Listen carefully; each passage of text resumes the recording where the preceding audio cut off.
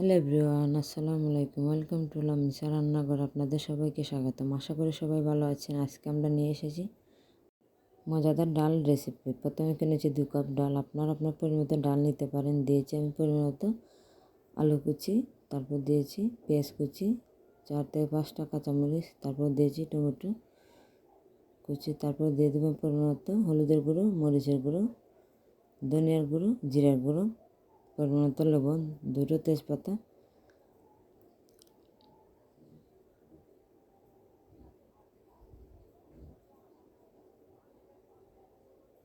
তারপর আমি সবগুলোকে হাত দিয়ে ভালোভাবে মেখে নেব।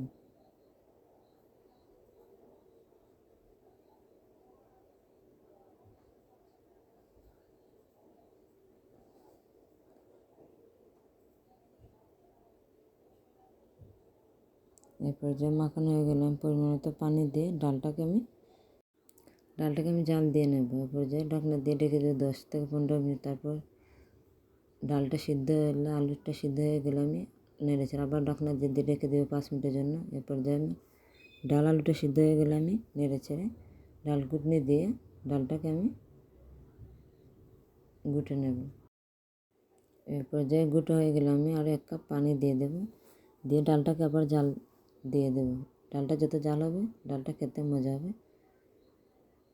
আরও 10 মিনিট আমি ডালটাকে জাল দিয়ে দেবো। এ পর্যায়ে আমি আবার ঢাকনা দিয়ে ঢেকে দেবো। তো 10 মিনিট পর ফিরে এলাম। আমি এ পর্যায়ে ধনেপাতা কুচি দিয়ে নেড়ে ছেড়ে ডালটাকে নামিয়ে নেব।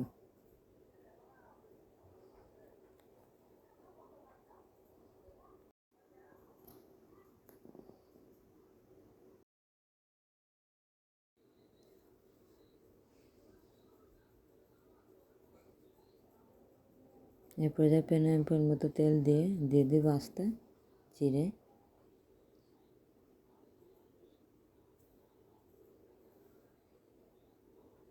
তারপর দেব 5টা শুকনো মরিচ দিয়ে আমি এগুলোকে ভেজে নিয়ে দিয়ে দেব রসুন কুচি, পেঁয়াজ কুচি দিয়ে আমি এগুলোকে ভালোভাবে বাদামি করে ভেজে নেব।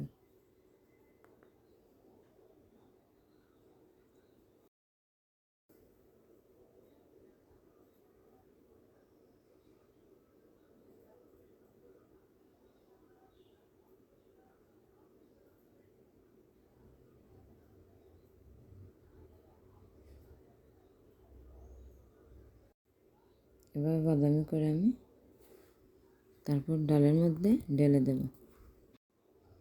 তারপর আমি 2 মিনিট ঢাকনা দিয়ে ঢেকে তারপর তাওয়াতে একটু ডাল দিয়ে আমি ঢেলে দেব। তারপর নেড়ে ছেড়ে আমি নামিয়ে নেব। তো তৈরি হয়ে গেলো আমাদের মজাদার ডাল রেসিপি। ভালো লাগলে অবশ্যই ট্রাই করতে পারেন। আর কেমন আছে আমাকে জানাবেন। ভালো লাগলে লাইক, কমেন্ট, শেয়ার দেবেন। পাশে থাকবেন। ধন্যবাদ।